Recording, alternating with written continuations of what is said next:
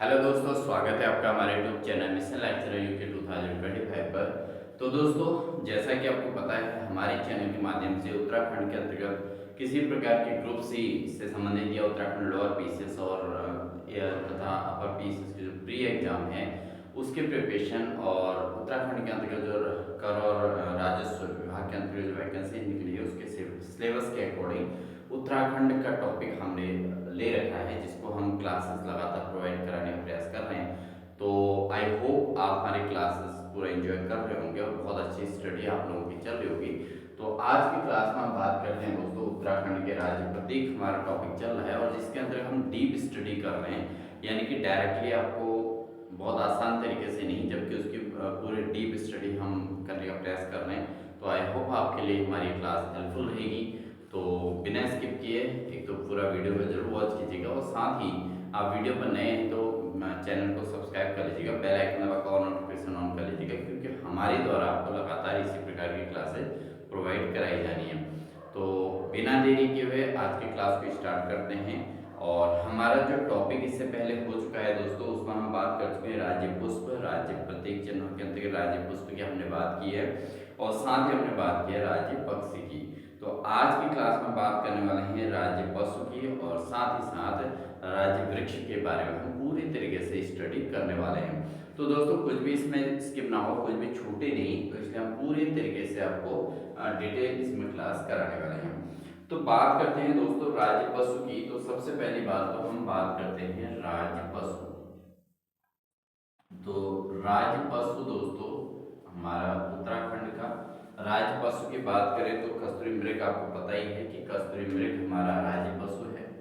तो main point ये है कि कस्तूरी मृग, लेकिन हम केवल इतने तक ही सीमित नहीं रहेंगे अपने टॉपिक के अंतर्गत। इस कस्तूरी मृग की पूरी विशेषताओं को पढ़ेंगे और कितनी ऊंचाई में पाया जाता है, किन क्षेत्रों में पाया जाता है, ये पूरा यहाँ पर डिटेल पढ़ना होगा दोस्तों, क्योंकि आजकल का जो एग्जाम पेपर है वो कस्तूरी मृग की राज्य पशु क्या है, कस्तूरी मृग इतने से संपर्क नहीं होता। एग्जाम में क्वेश्चंस का लेवल इतना हाई रह रहा है कि बहुत ही बेसिक डीप चीज आपको पता होनी चाहिए। तो ये टॉपिक हमारा काफी लंबा जाएगा कस्तूरी मृग से संबंधित। तो दोस्तों, अगर हम बात करें कस्तूरी मृग वनाच्छादित हिम शक्रों में ज्यादा पाए जाते हैं, यानी कि ये 3600 से लेके कितने तक, 3600 से लेके 4400 मीटर तक की ऊंचाई में ये पाए जाते हैं। ठीक है, तो पहली बात तो ये है इतनी ऊंचाई तक के क्षेत्रों में। और ये कैसे क्षेत्र में पाए जाते हैं दोस्तों, ये पाए जाते हैं वनाच्छादित हिम शिखरों में। कहाँ पाए जाते हैं, वनाच्छादित, ठीक है, वनाच्छादित हिम शिखरों में ये पाए जाते हैं।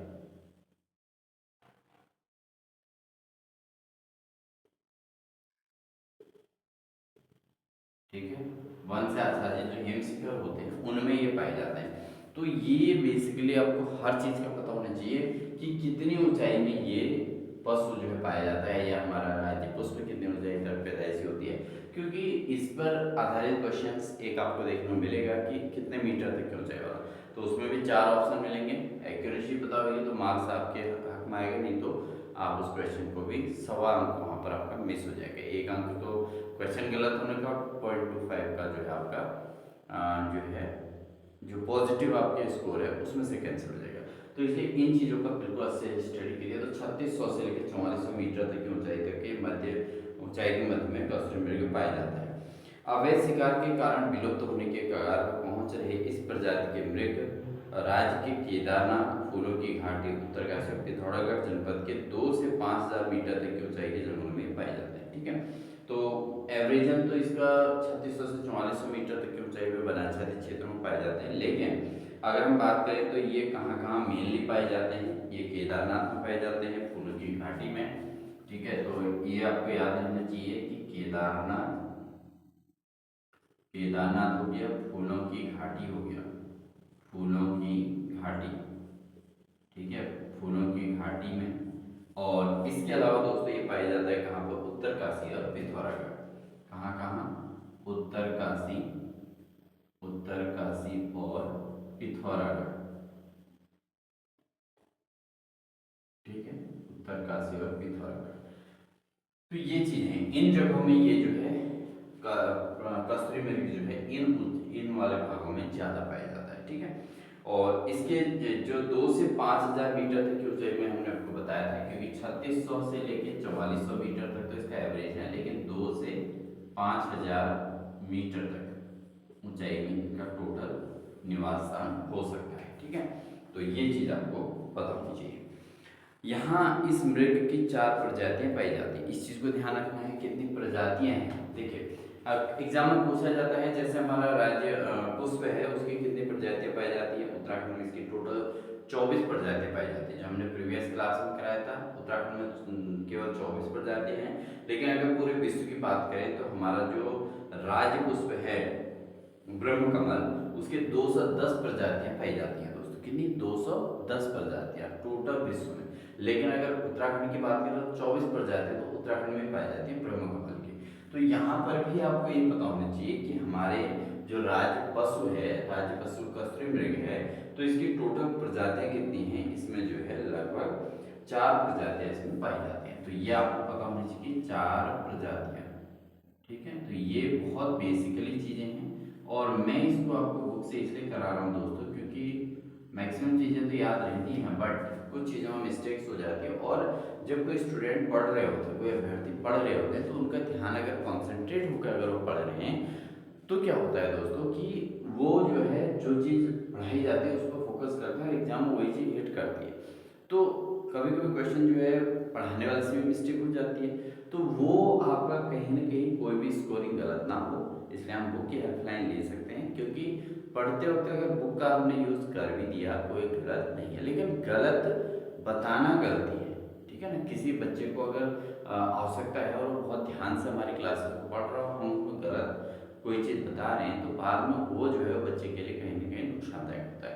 तो अभ्यर्थी को भी ध्यान देना चाहिए कि सारी चीज़ क्लियर हो, ठीक है। तो वही क्लास अटेंड करनी चाहिए जिसमें सारी चीज़ क्लियर हो। तो हम इसलिए जो है बुक को अपने साथ रखेंगे, और कोई भी प्रकार के जिससे आपको एग्जाम में कोई दिक्कत ना है, एग्जाम में आपका क्वेश्चन गलत ना हो, तो ये चीज़ का हमको ध्यान देना जरूरी है। तो ये 4 स्थान ऐसे हैं जहाँ पर उत्तराखंड में सबसे ज़्यादा कस्तूरी मृग पाए जाते हैं। हालांकि ये प्रजाति जो है दोस्तों, ये कस्तूरी मृग जो है मतलब बहुत ही कम मात्रा में होने के कारण तब इसको जो है राज्य पशु घोषित करती है, जिससे इसकी केयर टेकिंग अच्छे से हो सके, ठीक है।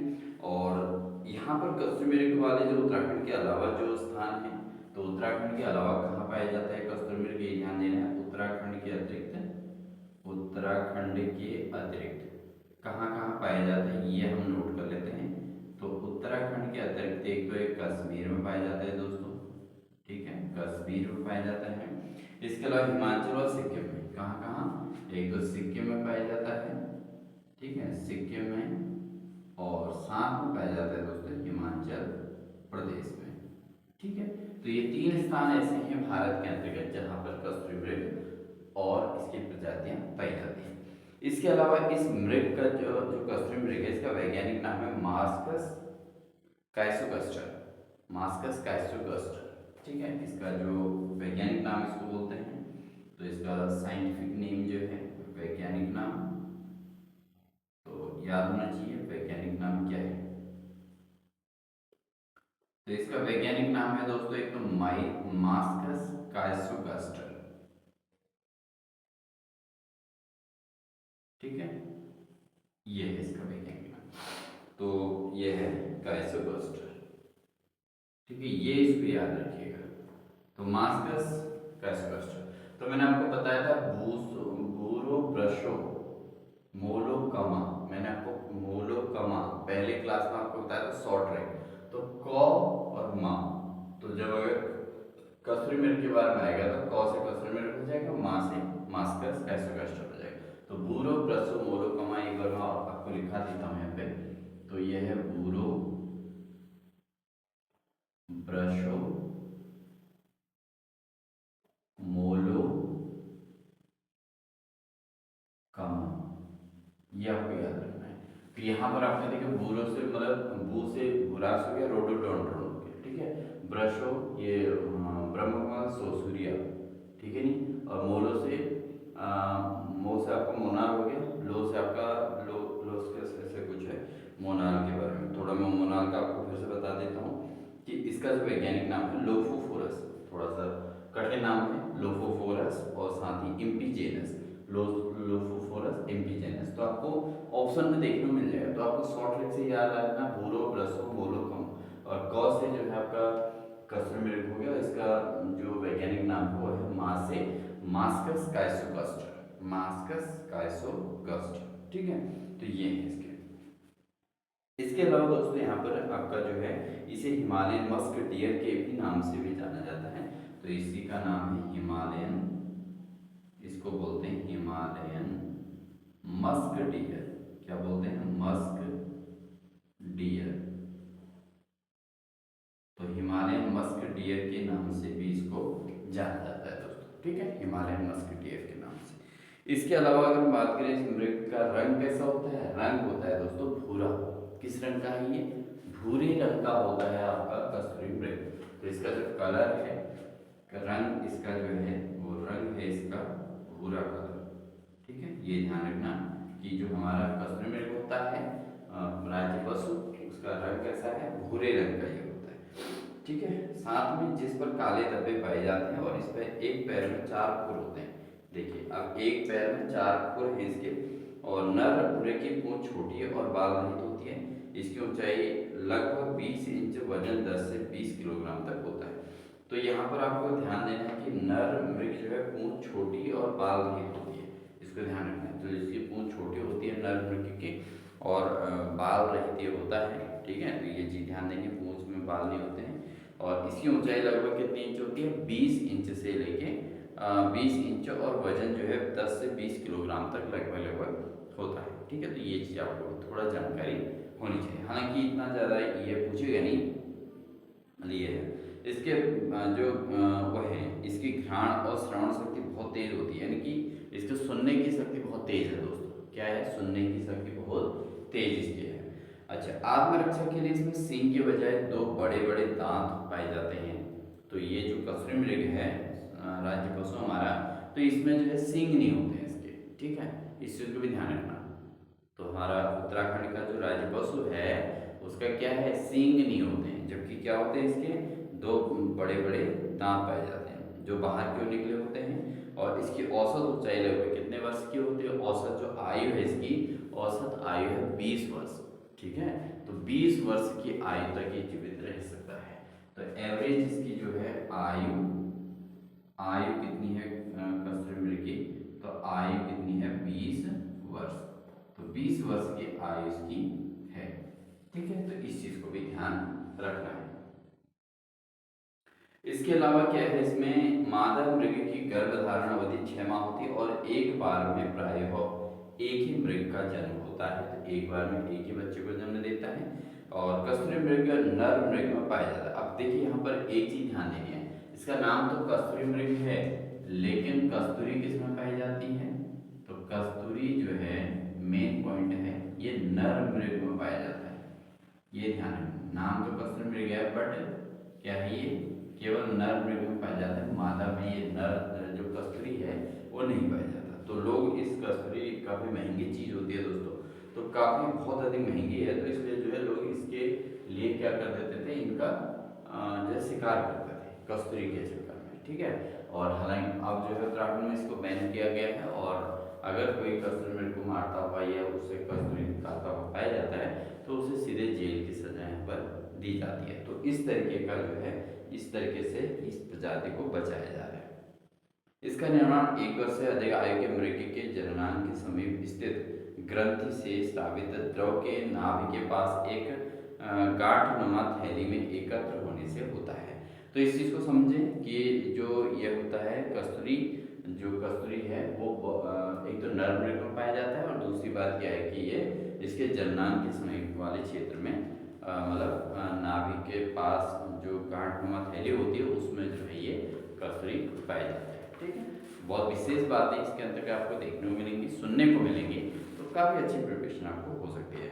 इसी गांठ का ऑपरेशन कर गाढ़े द्रव के रूप में कस्तूरी प्राप्त किया जाता है। तो ये कस्तूरी जो होता है गाढ़े द्रव के रूप में होता है, लिक्विफाइड फॉर्म होता है। ठीक है, तो लिक्विड फॉर्म होता है, और इससे जो है इसको क्या किया जाता है? कस्तूरी प्राप्त करते हैं। एक मृग से एक बार में सामान्यतः 30 से 40 ग्राम तक कस्तूरी प्राप्त की जा सकती है। तो एक बार में कितने 30 से 40, 30 ग्राम से कितना ग्राम 40 ग्राम तक कस्तूरी यहाँ से प्राप्त की जा सकती है एक मृग में, इतना पाया जाता है। और इससे 3-3 वर्ष के अंतराल में कस्तूरी प्राप्त की जा सकती है। अगर कोई कस्तूरी उससे निकलवाना चाहे तो ऐसी स्थिति में 30 से 3-3 साल के अंतराल में कस्तूरी प्राप्त की जा सकती है। लेकिन ये वैलिड नहीं है उत्तराखंड के अंतर्गत, क्योंकि भाई राज्य पशु है तो राज्य पशु तो छूना भी नहीं चाहिए, एक हिसाब से उसको तो कोई नुकसान पहुंचाना नहीं है। और ये जो राज्य पशु और प्रतीक चिन्ह बनते हैं वो होते हैं जो विलुप्ति के कगार पर जो चीज़ें हो रही होती है, ठीक है, तो उनको बचाने के लिए, उनके संरक्षण के लिए उनको राज्य प्रतीक घोषित कर दिया जाता है, जिससे उस पर कोई अटैक न कर सके, उससे शिकार न करे, उसको नुकसान न पहुंचाए। जैसा हमारा नेशनल फ्लैग है तिरंगा, तो तिरंगे को देख के कहीं ना कहीं अगर वो नीचे गिरा भी होता है तो उसको सीधे सीधे मतलब एक डेडिकेशन हो जाता है प्रत्येक व्यक्ति का ना, तो वो उसको एकदम से उठाएगा। अगर वहीं पर अगर आप देखिए राजनीतिक पार्टियों के फ्लैग होंगे तो कोई बहुत ज़्यादा किसी को ज़्यादा फर्क नहीं पड़ेगा, क्योंकि राजनीतिक पार्टियां जहाँ पर अपना कहीं ना कहीं गैदरिंग वगैरह करती है तो वहाँ फ्लैग वगैरह ऐसे पड़े रहते हैं, तो उतना ज़्यादा किसी का डेडिकेशन नहीं रहता। लेकिन अगर हमारे इंडियन फ्लैग कहीं पर गिरे रहते हैं तो हर कोई जो है उसको बहुत बढ़िया तरीके से उठा के सम्मान की स्थिति में उसको जो है कहीं ना कहीं ऊंचाई वाली जगहों पर फहरा देते हैं, ठीक है। तो ये चीज़ें होती है, तो ये ऐसे प्रतीक चिन्ह जो होते हैं दोस्तों, वो क्या होते हैं हमारे देश के लिए या हमारे राज्य के लिए एक मिसाल होते हैं, जिनको आपको सुरक्षित रखना होगा। तो कस्तूरी मृग को भी नुकसान पहुंचाना किसी भी एंगल से, तो वो एक क्या है नुकसान है, यानी कि वो अपने लिए भी नुकसान है। तो इसलिए ये काम बहुत माइनर होता है, होता भी नहीं होगा आई थिंक।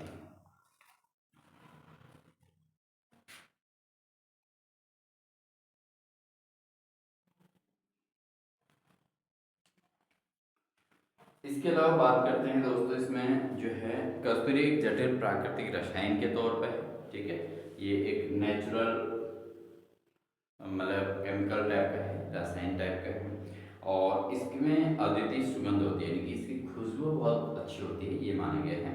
और इसका उपयोग सुगंधित सामग्रियों के अलावा दमा, ठीक है, दमा में, निमोनिया में, हृदय रोग में, टाइफाइड में, मिर्गी और ब्रांकाइयोरिस आदि रोगों के औषधियों के निर्माण में किया जाता है। तो इन चीज़ों के रोगों के निदान हेतु इसका यूज किया जाता है, एक तो दमा में, निमोनिया में, इसके अलावा हृदय रोग में, और साथ ही टाइफाइड के में, मिर्गी की बीमारी में, और साथ ही ब्राकायोरिस जो रोग होता है इसमें जो है इनमें जो है औषधि के रूप में कस्तूरी का उपयोग किया जाता है।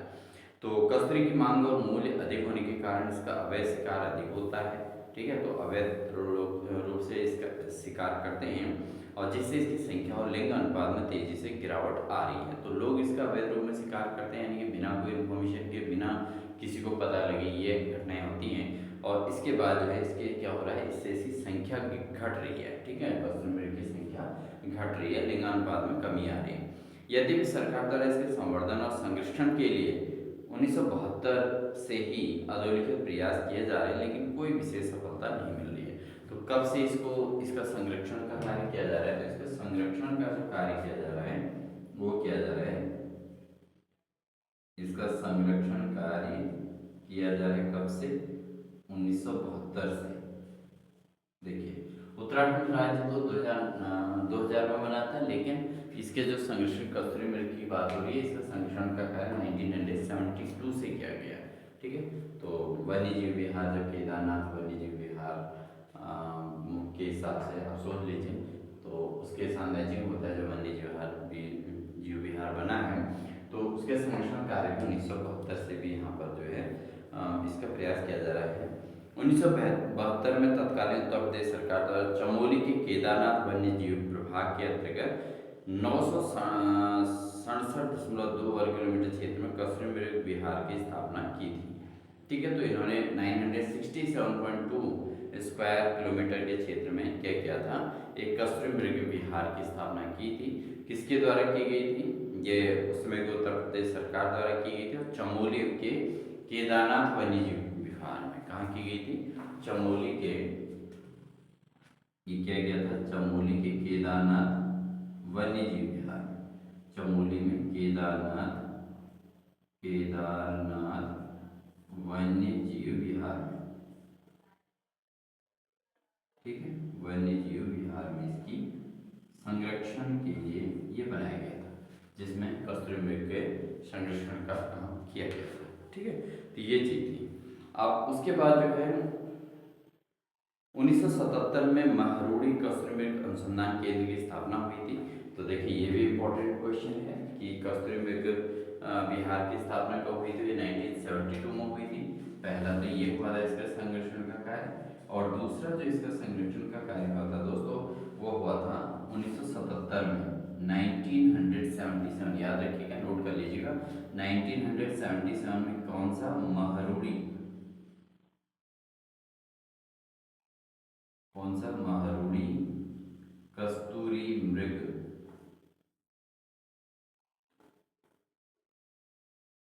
अनुसंधान केंद्र, तो रिसर्च सेंटर इसका खोल दिया गया।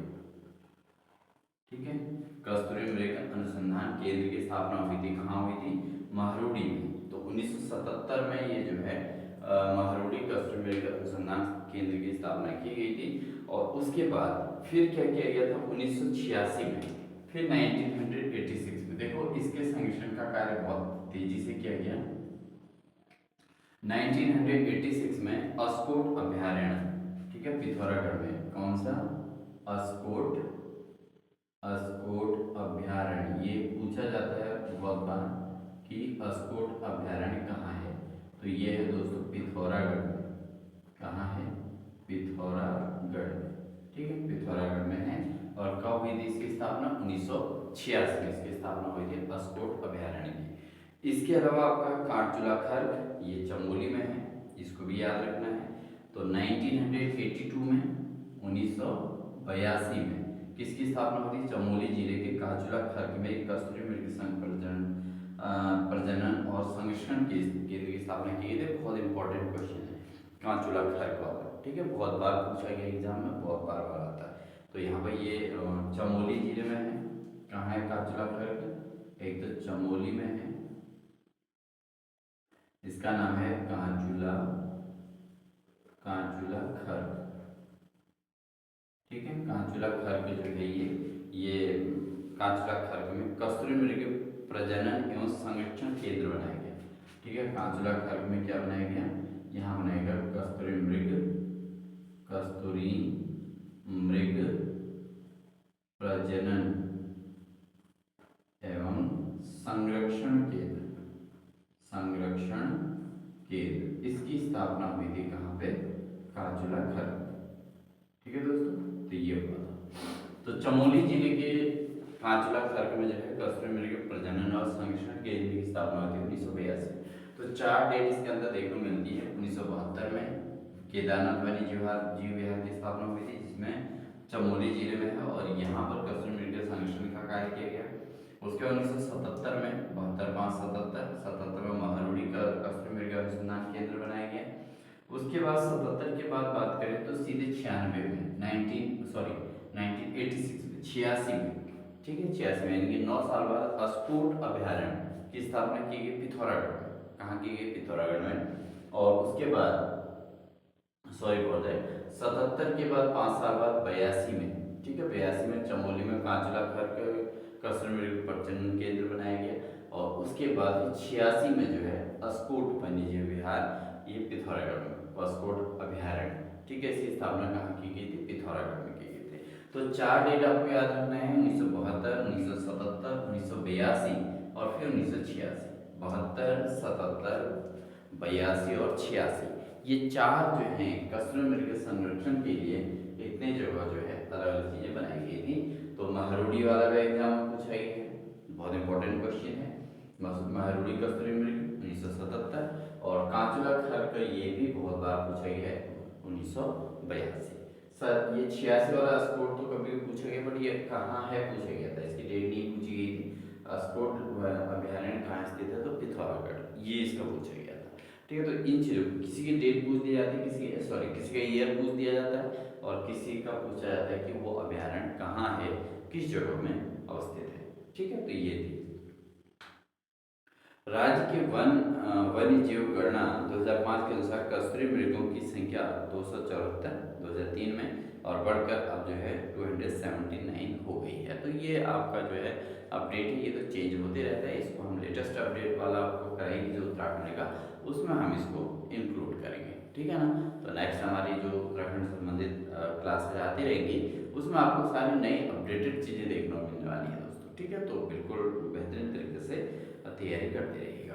तो ये हमारा था राज्य पशु कस्टम मेरिट का पूरा डिटेल क्लास। आपको बहुत ऐसा लग रहा होगा कि हमको कस्टम मेरिट के बारे में पढ़ाएंगे, लेकिन देख लीजिए इतनी सारी चीज़ इसके अंतर्गत आती हैं।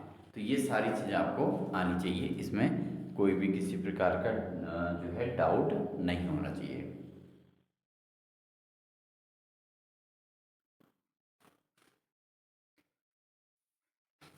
अब हम बात करते हैं दोस्तों राज वृक्ष को लेकर, किसके बारे में बात करेंगे।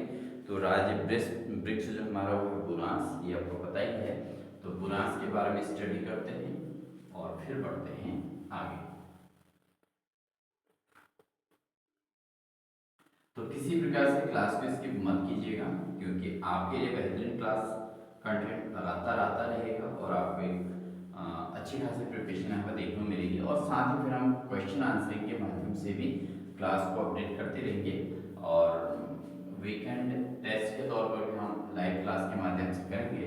तो धीरे धीरे सभी कुछ चेंजेस आपको हमारे चैनल के माध्यम से देखने को मिलेंगे, हमारे क्लासेस में देखने को मिलेंगे। और दूसरी बात ये कि आपको क्लासेस फ्री ऑफ कॉस्ट मिल रही है, तो आपको उसका पूरा सदुपयोग करना चाहिए। आई होप ऐसा ही आप करेंगे। तो यहाँ पर अब बात करते हैं राज्य वृक्ष को लेकर दोस्तों, ठीक है। राज्य वृक्ष की बात करते हैं। तो राज्य वृक्ष है हमारा बुरांस। सबसे पहली बात जो वृक्ष है राज्य वृक्ष, ठीक है। तो हम बिल्कुल बेसिक से एडवांस चल रहे हैं, और इसमें आप ध्यान देंगे कि किसी प्रकार के आपकी ओर से कमी नहीं रहनी चाहिए। तो एग्जाम में आपका कोई भी क्वेश्चन गलत ना हो, तो इसलिए जो है रिवीजन आप मस्ट करते रहिए और नोट्स बना दीजिएगा, क्योंकि जितना हमने अभी ये लिखा था ये आपके नोट में होना चाहिए। अगर आप उसको नोट्स प्रिपेयर नहीं कर रहे हैं, आपका कॉन्सेप्ट बिल्कुल क्लियर हो जाएगा। अगर आप नोट्स भी प्रिपेयर कर रहे हैं और उसको रिवाइज भी कर रहे हैं, तो कुछ भी गलत नहीं होगा। बेसिक चीज़ें ऐसी हैं कि बहुत सारे कैंडिडेट जो अच्छे से पढ़ के नहीं जाते हैं, उनको लगता है ऊपर ऊपर ये पढ़ रहे हैं तो हो जाएगा, बट एग्जाम में क्वेश्चन से घुमा देता है। पढ़ी हुई चीज़ों में से क्वेश्चन गलत होते हैं, फिर उसके बाद वो फिर और उसी के लिए अपने आप को दोषी साबित करता है। तो इससे बढ़िया क्यों नहीं कि अच्छी प्रिपरेशन कर ली जाए, जिससे कि एग्जाम में क्वेश्चन ही गलत ना हो, ठीक है ना। तो उसके लिए क्या करना पड़ेगा, उस चीज़ की डीप स्टडी करनी होगी। तो डीप स्टडी के लिए हम क्लास आपको बेसिक टू एडवांस करा रहे हैं। तो आप लगातार हमारे चैनल पर बने रहें और साथ ही कमेंट सेक्शन में जरूर लिखें कि आपको हमारी क्लास कैसी लगी। अगर आप क्लास देख रहे हैं, कोई भी व्यक्तिगत क्लास को देखेंगे, तो जरूर कमेंट सेक्शन में लिख दीजिएगा कि आपको हमारी क्लास कैसी लगी, या किसी प्रकार का कोई इम्प्लीमेंटेशन क्या हो सकता है, तो जरूर बताइएगा। और साथ ही दोस्तों बुक को लेकर आपका कोई इसमें हमें वो आवश्यकता नहीं है, क्योंकि हम बुक इसलिए रखते हैं कि कहीं भी कोई प्रकार के जब हम बोर्ड में पढ़ा रहे हैं तो किसी प्रकार की कोई मिस्टेक ना रहे और कोई कॉन्सेप्ट छूटे नहीं। तो दोनों चीज़ों को ध्यान रखना। और एक बुक से क्या होता है कि पूरा प्रिपरेशन के अकॉर्डिंग अगर हम बात करें तो पूरी चीज़ें सुनने को मिलती है। जैसे हम क्लास में पढ़ाते हैं बच्चों को कि कोई हिस्ट्री से संबंधित कोई भी चीज़ें होती हैं, तो वो बेसिकली जब टीचर पढ़ा रहे होते हैं तो कहानी सुन के मतलब याद हो जाती है। तो वो चीज़ें अगर हम खाली मेन मेन पॉइंट लिखेंगे, इसको ये बोलते हैं वो बोलते हैं, तो उससे नहीं होगा। फिर नई टॉपिक में क्या होता है, पुराने टॉपिक भूल जाते हैं। तो एज ए स्टोरी यानी कि इसमें आपने जैसे हमने नर मृग और मादा मृग के बारे में पढ़ा, कितनी ऊंचाई पाया जाता है, क्या होता है, कस्तूरी कहाँ पाया जाता है, किस प्रकार का रसायन है। तो ये सारी चीज़ें हमने इसको स्टडी करा, तो वो बेसिकली सारी चीज़ें क्लियर हो जाती है, ठीक है। तो नेक्स्ट वन हमारा आता है क्या, राज्य वृक्ष। तो राज्य वृक्ष की बात करें तो बसंत के मौसम में अपने रंग बिरंगे फूलों से उत्तराखंड के प्राकृतिक सौंदर्य को और अधिक निखार देने वाला ये सदाबहार वृक्ष है। सबसे पहली बात है, पेपर में आता है सदाबहार, पर्णपाती और इस टाइप के आते हैं। तो ये सबसे पहली बात तो ये क्या है, सदाबहार, ठीक है। ये कैसा पुष्प है, ये सदाबहार है, ठीक है। इस चीज को ध्यान रखेंगे, ठीक है। और साथ ही वृक्ष बुरांस को राज्य वृक्ष घोषित किया गया। इसका वानस्पतिक नाम जो है वो है rhododendron अर्बोनियम।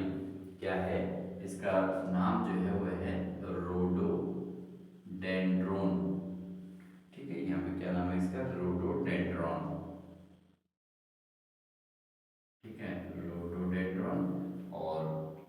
Arboreum, arboreum, rhododendron arboreum इसका जो हमारा राज्य वृक्ष है बुरांस, तो ये बुरांस जो है रोडोडेंड्रोन आर्बोरियम इसका वैज्ञानिक नाम है। ठीक है, तो हमने जैसे बोरो ना वृक्ष का रो लिखा था, तो रोडोडेंड्रोन इसका नाम है। ठीक है, तो ये ध्यान रखेंगे, आसान हो जाएगा। यह विशुद्ध रूप से एक पर्वतीय वृक्ष है।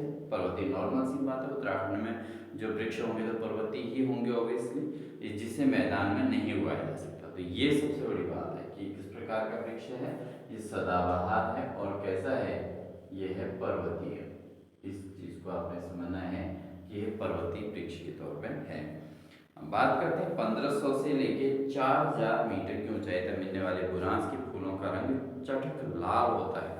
तो इस कितनी ऊंचाई तक पाए जाते हैं ये, 1500 से लेके 4000 मीटर तक की ऊंचाई में ये वृक्ष पाए जाते हैं। ठीक है, और इसका रंग कैसा होता है, रंग हो गया इसका लाल। अब जिन लोगों ने, जैसे जो तो उत्तराखंड के स्थायी निवासी हैं वो तो उसको जानते हैं, देखा है उन्होंने, ठीक है ना, तो बुरांस को आपने देखा है तो आपको पता है लाल रंग का होता है बुरांस। लेकिन जिन जगहों में ये वृक्ष नहीं पाया जाता है तो उन लोगों के लिए थोड़ा समझने वाली बात है। ठीक है, चटक लाल होता है और इसके ऊपर बढ़ने पर फूलों का रंग क्रमशः गहरा लाल और हल्का लाल मिलता है। ठीक है, अगर आप 4000 मीटर की ऊंचाई से ऊपर जाएंगे तो कहीं पर तो बहुत ज़्यादा गहरा लाल दिखेगा और कहीं पर जो है हल्का लाल दिखेगा। 11000 फुट की ऊंचाई पर सफेद रंग के बुरांस पाए जाते हैं, ये चीज़ का ध्यान देना है दोस्तों। तो कितने हजार फुट की ऊंचाई पर, तो अगर आपको 11000 फुट, 11000 फुट ऊंचाई पर किस रंग का हो जाता है फिर बुरांस का, बुरांस जो है कैसे रंग का पाया जाता है, सफेद रंग में। ये मेन है इसकी क्वालिटी। ठीक है, सफेद रंग, तो बुरांस का रंग सफेद किस ऊंचाई पर पाया जाता है, ये क्वेश्चन एग्जाम आ सकता है। तो लगभग 11000 फुट ऊंचाई पर ये जो है आपका सफेद रंग का हो जाता है। ठीक है, तो ये चीज है। अब बात करते हैं आगे, अगर हम इसमें इसके बारे में थोड़ा और जानकारी लें तो इसके बारे में समझते हैं। बुरांस का रंग जो है मकर संक्रांति के बाद गर्मी बढ़ने के साथ साथ धीरे धीरे खिलना शुरू हो जाता है।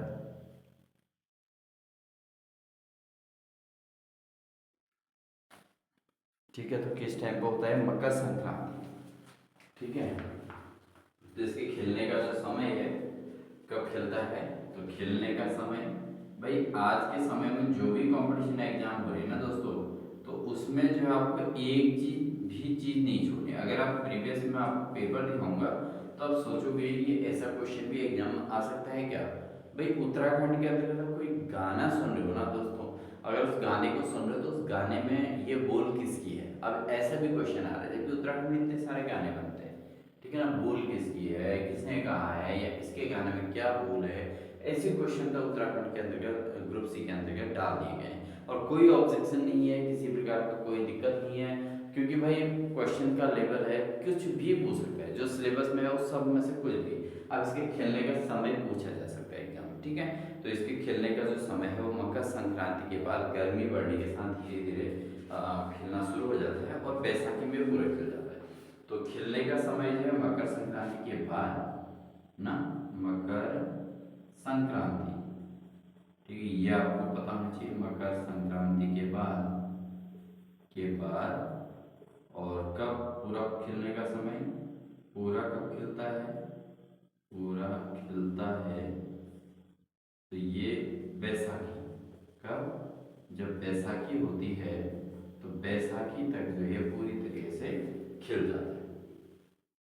उसके बाद गर्मी के बढ़ जाने के कारण इसके फूल सूखकर गिरने लगते हैं, तो गर्मी ज़्यादा होती है तो फिर इसके बाद इसके फूल गिरने शुरू हो जाते हैं। औषधि गुणों से युक्त बुरांस के फूलों का जूस हृदय रोग के लिए, तो इसका जो जूस होता है बुरांस का, इसका जूस किसकी बीमारी के लिए काम आता है, ये आता है हृदय, ये आता है हृदय रोग में काम आता है। तो बुरांस का जूस पीना चाहिए और हृदय रोग को दूर खाना चाहिए। ठीक है, बहुत लाभकारी होता है। इसके फूलों से रंग भी बनाया जाता है, तो इसके जो फूल होते हैं उसे क्या बनाया जाता है, कलर भी बनाए जाते हैं, जिससे होली वगैरह के अच्छे कलर बनाए जा सकते हैं। बुरांस वृक्षों की ऊंचाई 20 से 25 फीट तक होती है। तो अगर ऊंचाई की बात करें तो 20 से 25 फीट, कितने तक होती है, 20 से 25 फीट तक इसकी ऊंचाई पाई जाती है। ओके, और इसकी लकड़ी बहुत मुलायम होती है दोस्तों। कैसी होती है लकड़ी? मुलायम होती है, और जो ज़्यादातर उपयोग ईंधन के रूप में किया जाता है। इसके पत्ते मोटे होते हैं, इससे खाद बनाया जाता है। ठीक है, तो बुरांस के पत्तों से क्या बनता है? खाद भी बनता है। बुरांस के अवैध कटान के कारण वन अधिनियम, अब देखिए यहाँ पर मेन पॉइंट ये आता है कि किसके द्वारा इसका संरक्षण किया जा रहा है।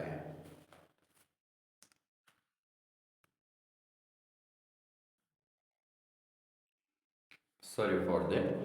इसके जो बुरांस के अवैध कटान के कारण वन अधिनियम, ठीक है, 1974 में इसे संरक्षित वृक्ष घोषित किया गया था। कब किया गया था?